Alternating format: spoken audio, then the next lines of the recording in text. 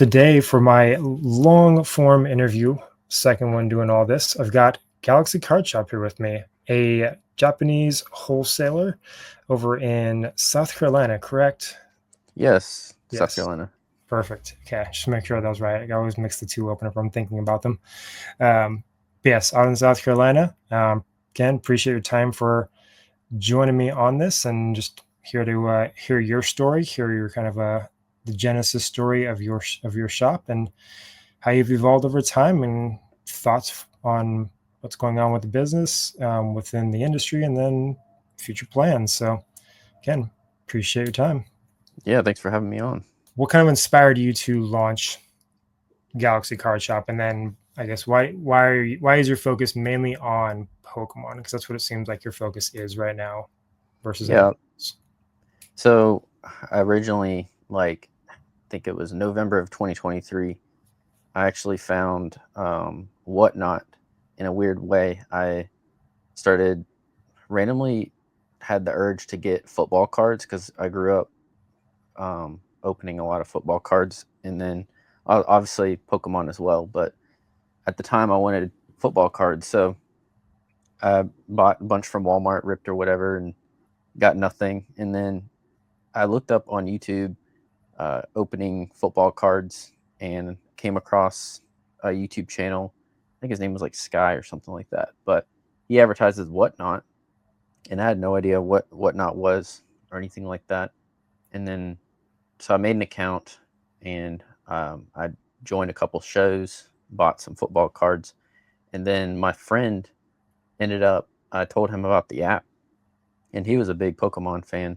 And like I said before, as a kid I grew up playing Pokemon on my Game Boy, and I collected the cards too. So I still had that nostalgia there. I didn't know Pokemon was still a thing, like a lot of people, Yeah. which which is funny though because in like 2020 or whatever, I did have Pokemon Go, and I played that for a good bit all summer basically, and then I got off of it. But I didn't know the cards were a thing. Anyways, um, back on the Whatnot, I so my friend ended up spending like I think he went into credit card debt whenever he got downloaded the Whatnot.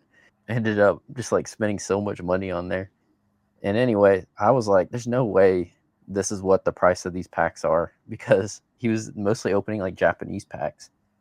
And so I looked up on Google, and obviously I found like a bunch of different sellers and realized like this guy's like way overcharging. Like most, live shows, they usually charge more than just a website. And so I ordered some of my own boxes off of eBay to rip with him, and basically for a quarter of the price that he was paying. And They charge for the experience, right? That's yeah, how. yeah, exactly.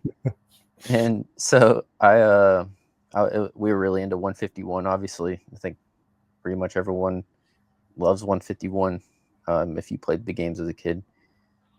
So, anyways, yeah, I ended up getting like an English ETB for like I think it was $60 at the time, which is funny to look at now.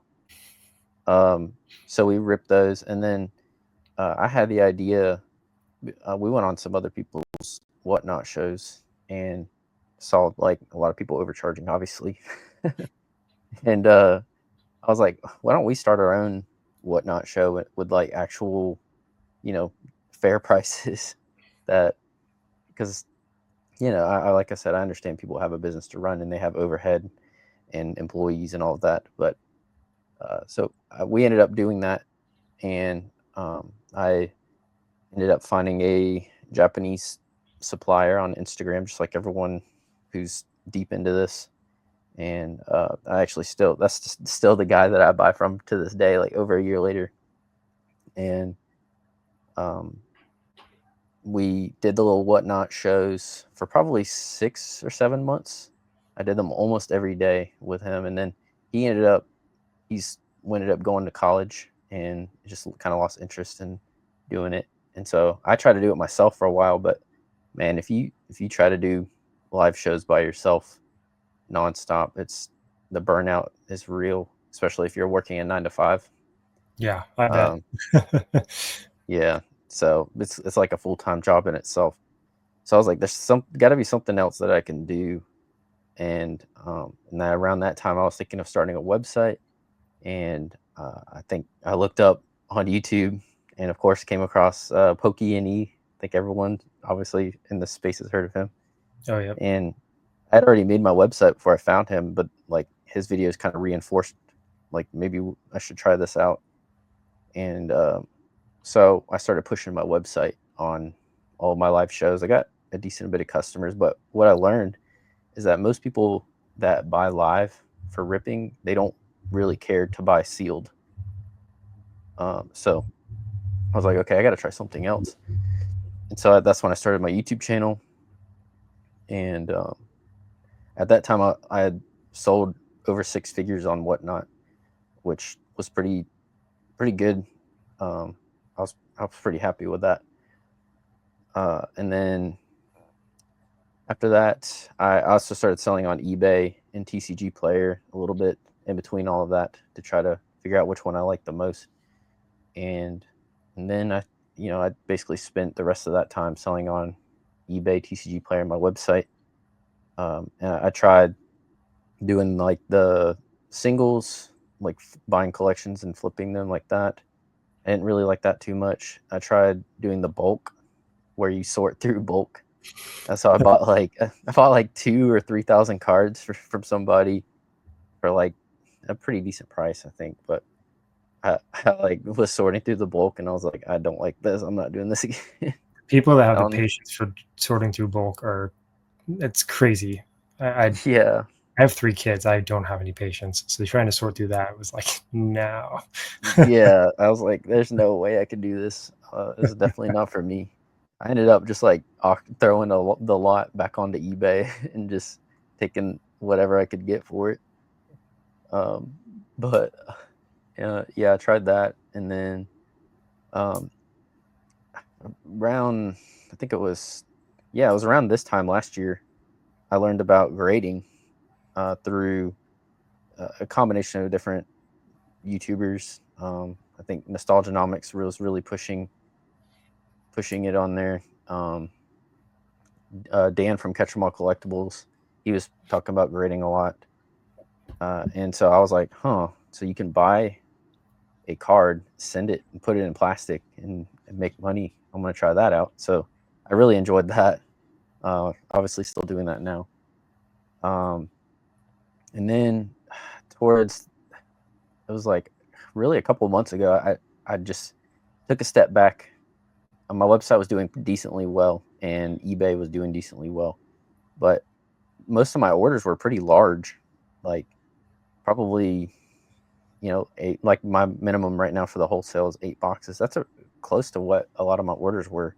So I was like, I talked to my friend in Japan, and we had an agreement like that we could try this wholesale thing out, and so that started going about 2.5 months ago, and I really was just like, okay, there's really no point in me selling these one box at a time anymore, because it was like such a low percentage of my business.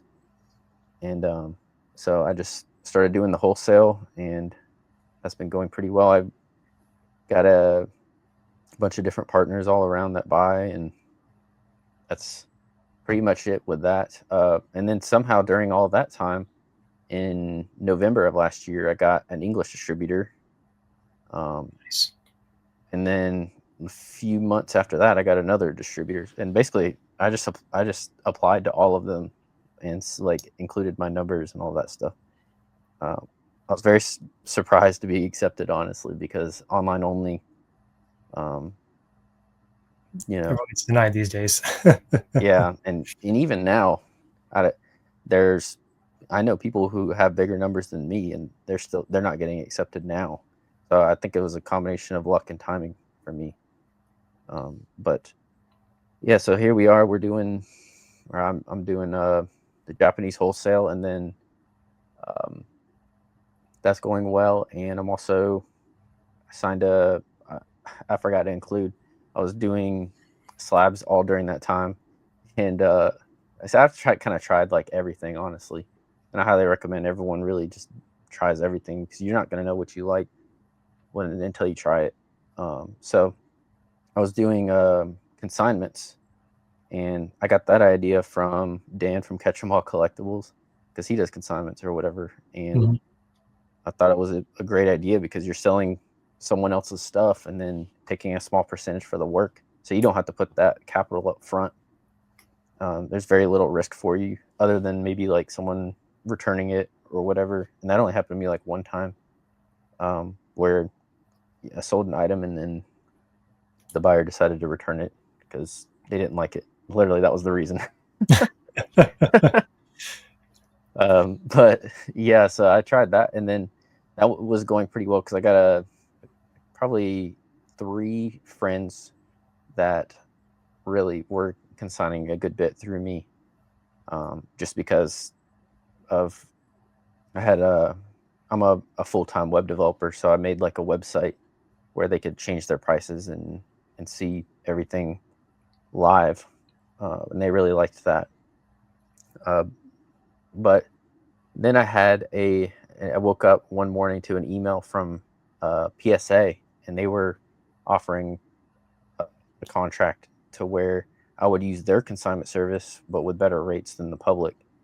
And I decided to say yes to it, because I was thinking long term, like, if this consignment service continued to grow, I would need a more space, because I'm working out of like a 10 by 10 room basically, and B, I would probably have to hire employees, and that's a lot of responsibility, obviously.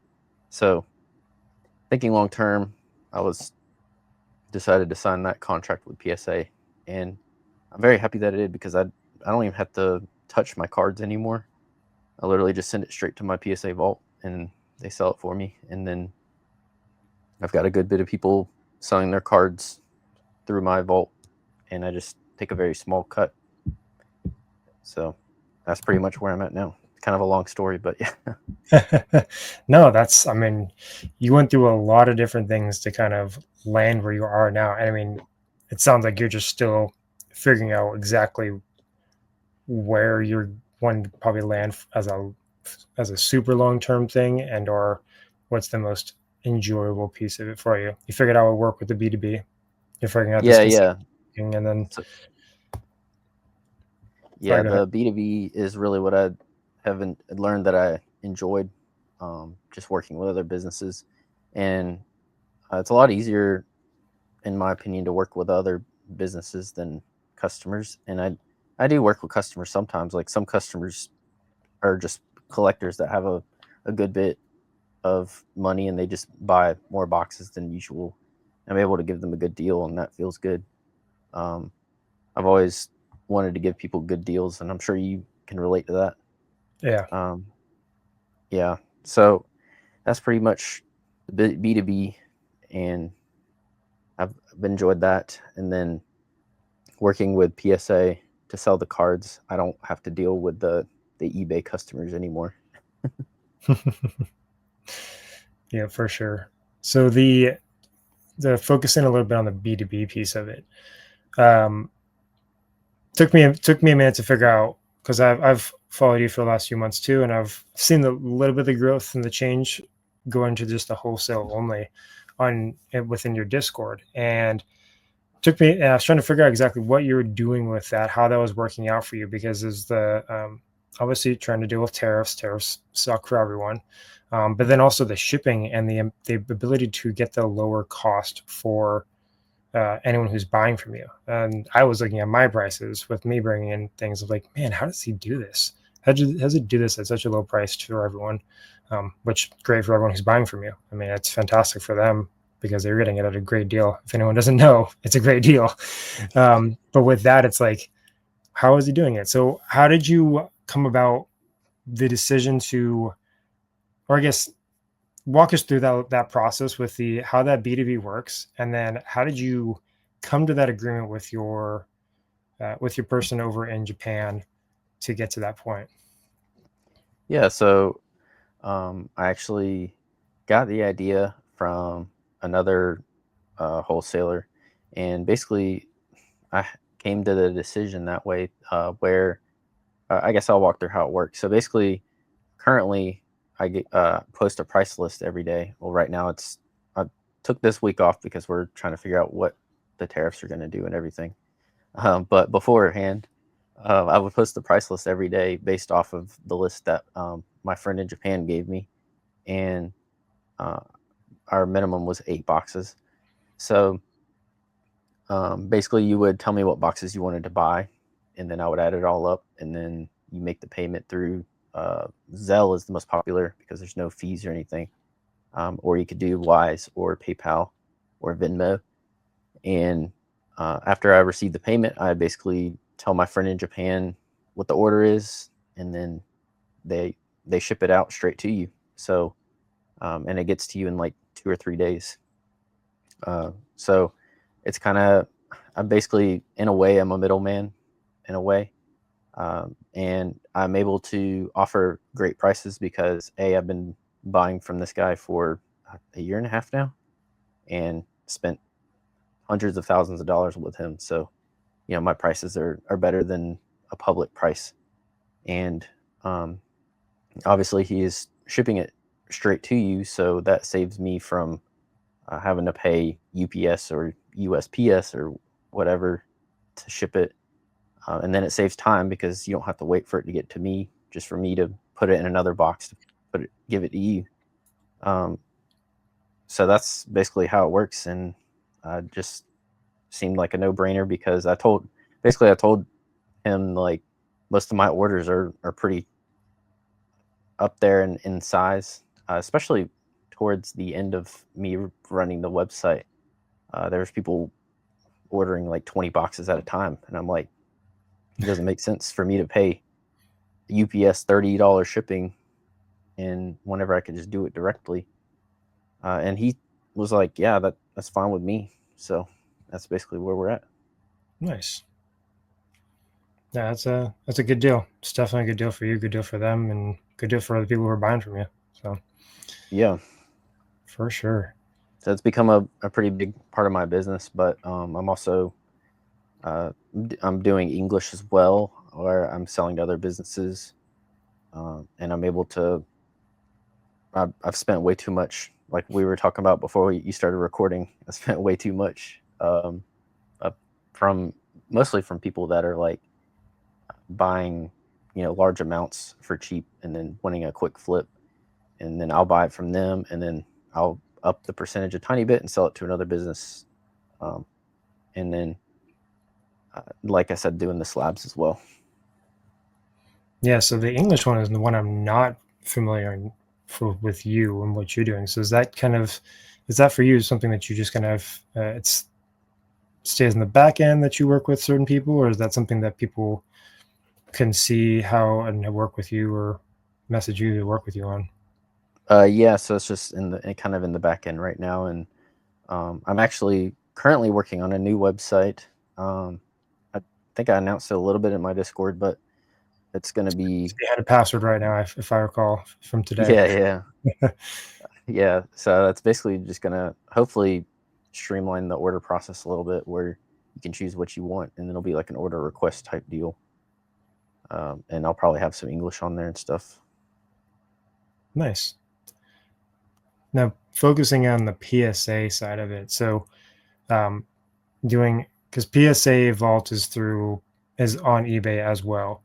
So all of your cards are being sent pretty much to your vaults and PSA side, and they are listing it on their uh, eBay store and selling it. So your name isn't really attached to any of it when it comes to the public side as to who are they buying this card from, other than just PSA. Is that right? Right. Yeah. Right. And that's one of the downsides of teaming with PSA in that sense, is that I do lose that extra branding that obviously I'd get in my own eBay store. And really, anyone could, anyone that has a PSA membership can sell through the PSA vault.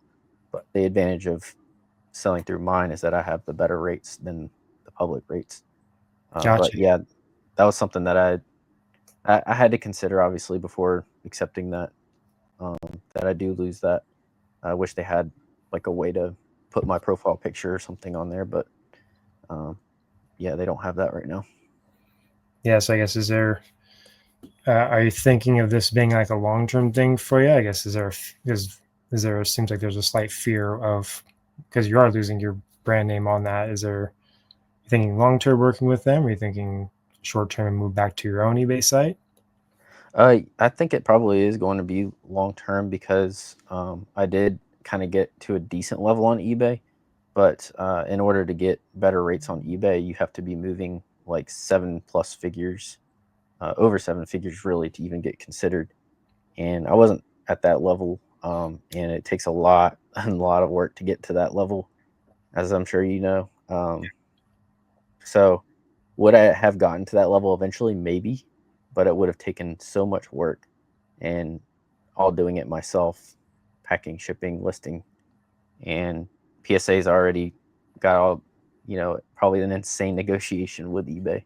So them able to provide me preferred rates through their consignment and that being even better than what I was getting on my own eBay. I think it's only really up from there in terms of, them giving me an even better deal.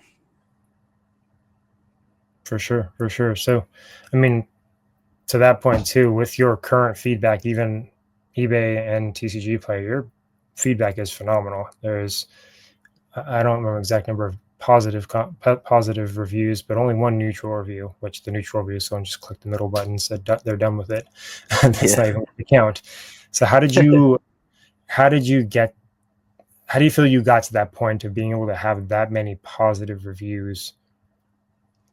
Yeah, so I sold mostly the Japanese boxes on eBay for the past year and a half, and I always, prided myself on making sure the packaging was good, and I always shipped out the next day.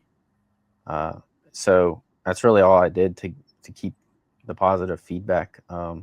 And then same with TCG Player, basically. There's only been a couple times maybe where someone gave me a negative on TCG Player for whatever reason, but then I fixed the problem and then TCG Player removed it. Gotcha. Yeah. So this is going from like having all those positive reviews. I mean, and when people come to your store, they'll see that and see that for your site.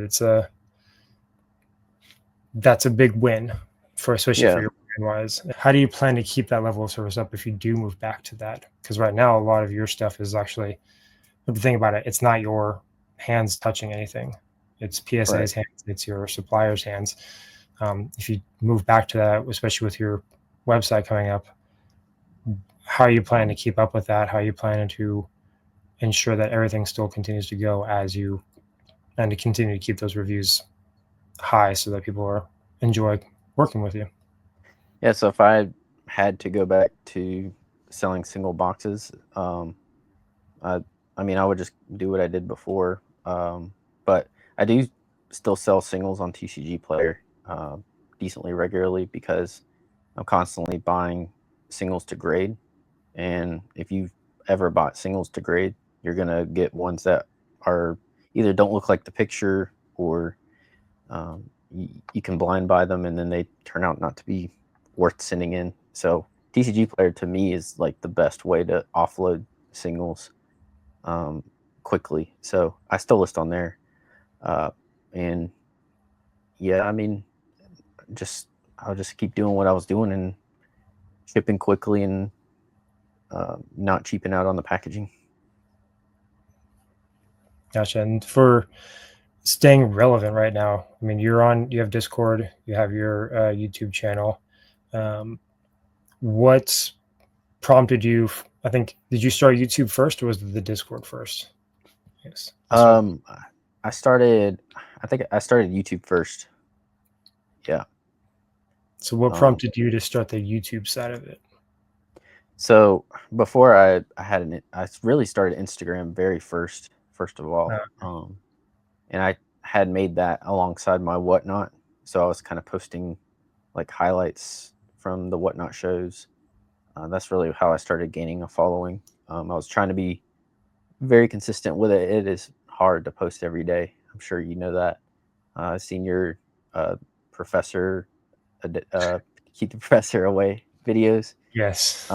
Yeah, it just takes more time than people realize to make anything really. And then you obviously you second guess it. Is this good enough? Um, all that stuff. But yeah, it was pretty consistent with Instagram for, and I would do giveaways on my whatnot and tell people to follow me on Instagram. So that also grew a little bit from that. But it was, I think it was a combination of watching different pokey tubers that really inspired me to make a YouTube. I I didn't really know what kind of videos I wanted to make, but I knew I had a good bit of experience, so maybe I could help other people and kind of give a different point of view. Because like obviously Pokey and he makes great videos, and he's further along than anyone else really in this space. So trying to give it a different type of perspective from someone who's still pretty new, I thought would be valuable to people and entertaining. And if anything, I kind of looked at it as a journal, and that's kind of what I'm still doing now. So that's kind of what inspired me to make the YouTube, and then Discord. I've always been a big fan of Discord because while Instagram is obviously, you know, very popular, I think Discord is better because it's more of like a community where people are constantly chatting with each other. Like your followers on Instagram aren't going to be talking to each other, but if they're in a Discord, then they probably will. Most definitely.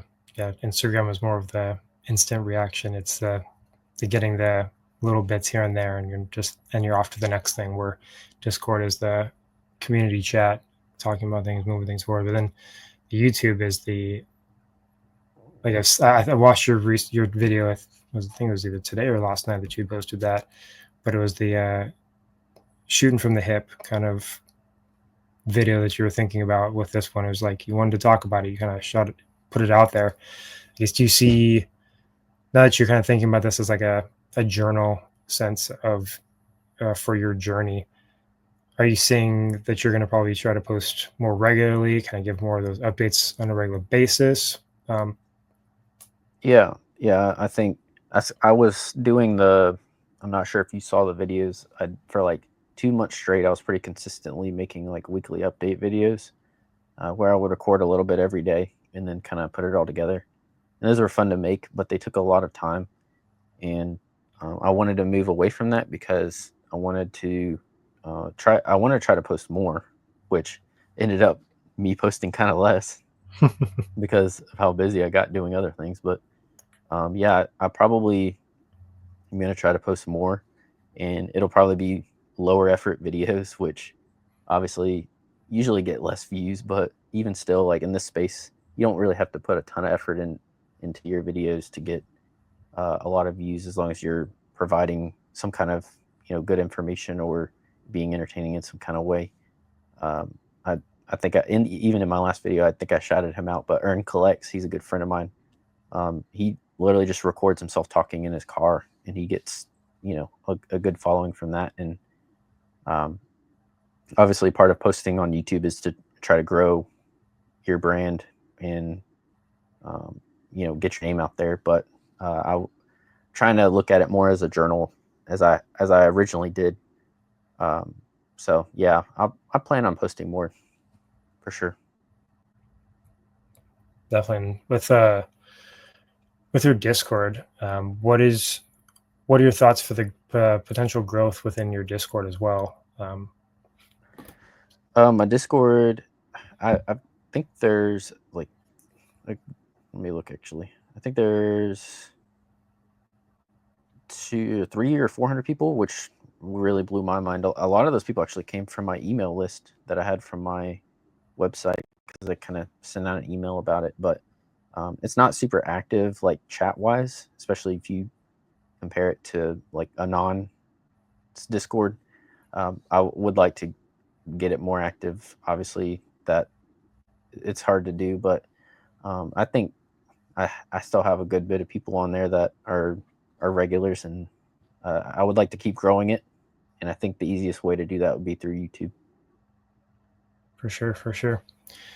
So with your you have future plans coming up, which mean with around the new website, new things coming with your website. You're sticking with the B2B mainly for the and or the bulk for the Japanese cards, and then you have the consignment. So do you have any other plans in the future for doing anything like a physical store, or are you thinking just solely sticking online and working that way? As of right now, it's just to stay online. I I went to my first Collecticon. I think you saw. I think you even commented on the video, which I I appreciate. did, yeah. That was my first ever. Like I've been in like a trading. I've been in a sports card store which sells Pokemon a couple times, but other than that, that was like really my first real in person experience. You know, with other people that are into Pokemon, and I did really enjoy it. But I don't think I would want to run a store. Would I try vending? I think I said in my video that I probably wouldn't, but um, I might someday if if I felt the need to, or but I would be more likely to vend than start a store. Is basically what I'm trying to say. Less upkeep, less cost, that's for sure. Even Yeah, vending is expensive, but it's not as much as owning a store for sure. yeah, I would like to see some vending content out of you for sure. Yeah, yeah. Once we if the face ever shows, with you and Anon not showing his face, you not showing your face, you guys are just going to be the hidden figures for the time being. But yeah, once that comes out, I saw, yeah, like I said, I watched that video, and I would love to go to a bigger vending show like that, just because I know those are just crazy in comparison to the Yeah, small ones I've been to. And I mean, the ones that I vended at, they are tiny, like they are really small. They're great. Don't get me wrong, they're great for starting out. But yeah, nothing like a Collecticon. So yeah, it was definitely a cool experience, and I haven't been to a little show. So that one being my first one was definitely interesting. definitely, you went big right out the gate. Yeah, exactly. Moving off of that future topic, but just talking general stuff too, as of current market or current market, current trends, and then current events. So, did you try to go to Worlds at all, or did you watch Worlds? Did you see any of that? I'm not really into the card game itself. I tried the Pocket app, and I really enjoyed that for a good bit, but I kind of got out of it because it just at the time is main reason. But yeah, actually, the game itself does intrigue me, but I just haven't had I guess, the interest at the time. But I probably would be interested in learning it eventually. Gotcha, gotcha. Yeah, that's feel like that's a lot of people. You're not obviously alone in any of that. A lot of people that are selling cards aren't. They're either into Oh the yeah, art or they're into just the business side of it, because it's a business. It's and a business is yeah, fun. If you run a business, it's fun. But yeah, I was just curious with that, because since that was just a recent event that happened and a lot of crazy things, and then next year is in San Francisco. So um, and I don't know how California got two in a row. California doesn't deserve that. Um, I'm in California for anyone who's watching. I'm in California. They don't deserve it. Um, but yeah, so I was just curious with that. And then the tariffs. So we are what, less than 48 hours until the tariffs end. So you're on your side. You've paused all your sales for the week just because you don't know how this is going to shake out. It could change tomorrow because you never know what Trump is going to do. yeah. And also, it could change on Monday because, again, you don't know what Trump's going to do. Um, what are your thoughts on the impact for your business, for the people buying from you? Like, what are your thoughts and feelings on that? Yeah, like you said, I put everything on pause just because I didn't want to risk a shipment getting delayed or anything like that. But I think obviously part of me thinks it's a good thing that it's kind of making the playing field even for everybody, and getting in like one shipment a day or whatever was definitely not as efficient as it used like it was before, where you could basically get in however much you wanted before the tariffs even hit. But I think pretty much all Japanese prices are obviously going to have to jump up by the 15%, because people, I think it'll take a little bit, and it might end up evening out a little bit. But I think people who already have product right now are going to realize, like, if I want to restock, I'm going to have to pay more. And so they'll either up their prices or they'll sell out and then end up having to pay more. And I actually talked to a friend about this, and he had a good theory that it's also possible that less gets bought from Japan because of the tariffs. People obviously don't like paying tariffs. So it is possible. And that would obviously cause the demand to decrease, and then the Japanese would have to lower their prices. So it could go either that way, or it could just go to where it's kind of an automatic jump. I don't really know which way, honestly. Yeah. I feel like there's going to be a bit of a, you're going to have to balance all of that out, and it's going to take some time going with the first jump. It's going to be expensive, and then it will maybe peter out over the next 3 to 4 months. I think we have to get through Christmas time before we're really going to start seeing some change, whether in the Japanese side or even on the English side, or in the United States side, I guess we'd say, with their tariffs. Exactly. And I think the singles will be interesting to watch as well, because obviously people here open their boxes and they get Japanese singles to sell. But personally, I was getting most of my singles from Japan itself, because they were selling theirs for a little bit cheaper. But now that there's going to be a tariff, people here list it, and people know that they have to pay a tariff if they buy it from Japan. They might be more likely to buy it from here. So that'll be interesting to see. Yeah, I actually just did a recent video on the changes of prices for the Japanese sets, where I mean they start off really high and then they tank pretty hard, pretty fast within the first 3 months.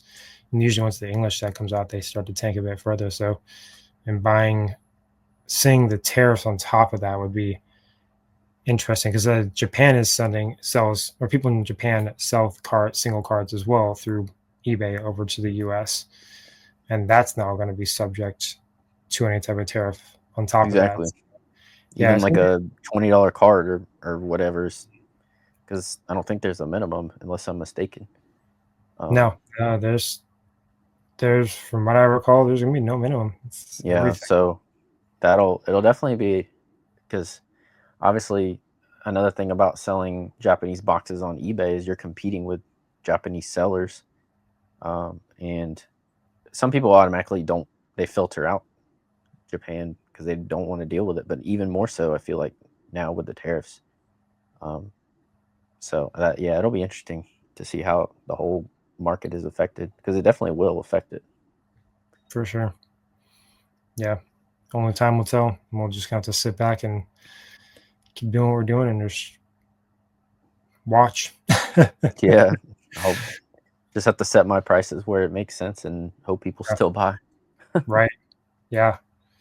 Yeah. So I think of even competing with anyone, even just sell singles in general, like watching Pokémon and the other Japanese sellers around my area. Even Facebook Marketplace is a hot place for that I see sales going.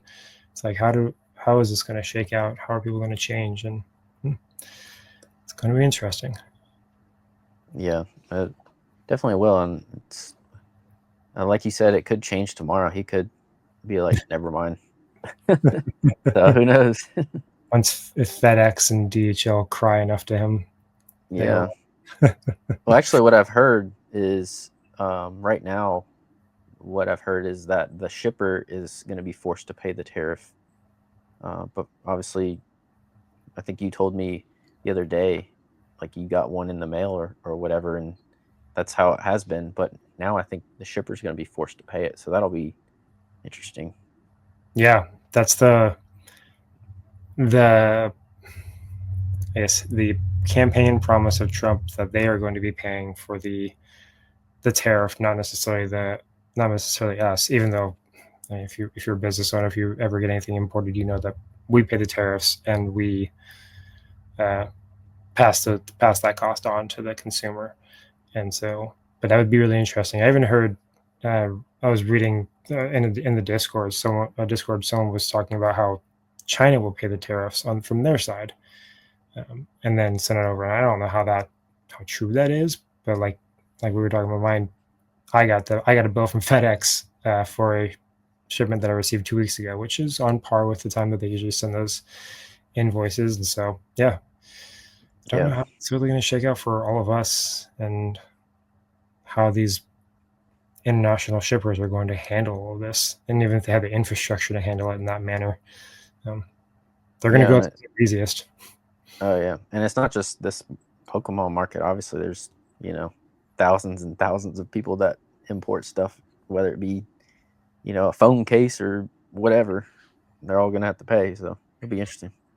Yeah, well, I think it was like the numbers were like 64 billion or 65 billion shipments. I don't think it was dollars. I think it was shipments that had come through under the de Yeah, minimis. And so it's like that's a lot of money. And now adding 15% on all of that money and whatever that amount may have been, yep, team was gonna have a really hard time. yeah, they will. They got their work cut out for them. Yep. Well, cool. We'll go ahead and call it here. Yeah, appreciate your time. And just for anyone who's interested, Gox Card Shop, Discord. I'll link the website so whenever it is up in the description. So just keep clicking on it, and you'll eventually see it pop up. Also, get on the Discord. Get on his Discord. You'll be able to see and chat with anyone else who's buying any bulk Japanese cards, and check out his pricing on those too. And then YouTube and Instagram, all the places. Yeah, I really appreciate it. Hopefully, should have the website ready by next week. But yeah, thanks for having me on. It was definitely fun talking to you. For sure. Yeah. Appreciate your time.